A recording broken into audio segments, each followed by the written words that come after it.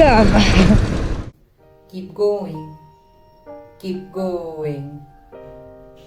So, today's story is from June 2022. The fateful day when I began my journey from Manali to Leh, the famous scary route. I remember starting my day with a post that read, I really need to calm my nerves down. Something about the upcoming journey was both scary and exciting. My head was so full of descriptions that I had read about the famous Kata loops, the 21 loops, and the mud pits of Sarchu, and all those snow-clad mountain passes of 17,000 feet and plus. Para lacha la, tang lang la. With every la I read about, I had a mini heart attack coming up. But that's the beauty of being human. We can feel so many emotions in one go, right? And still, at the very same moment, we have a choice to decide what we want to pick and what we want to ignore. So, I chose faith, I chose courage, I chose self-love. Shutting nervousness, panic and all those doubts down my saddlebag. Next morning arrives, my engine starts as usual. And guess what? It's a perfect weather day. I see beautiful curvy roads showing me this amazing landscape of Manali and Atal Tunnel and Sisu and Kelong, and wow, it was so beautiful that I almost forgot that I was getting a lot of panic attacks just a night ago. But as they say, don't get too happy too soon. This too shall pass.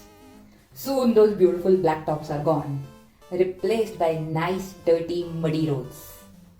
And sometimes even with big rocky watery roads. To add fuel to the fire of my nervousness, I see other bikers going on. Some super confident going like zoop. And I'm like, oh, am I this pathetic? Am I the only one so scared? And sometimes there are people getting stuck on the rocks. And sometimes even falling down. Now here I am, barely managing my 200 kilo bike, stable on those muddy, rocky roads. And a biker in front of me falls. Big boost to my confidence, yeah? Thankfully, with God's grace, that day passed peacefully without any major incident. So, I stayed in a dhaba in a place called Sarchu at night. And with all the silence around, I started thinking about the day. I started reliving the day.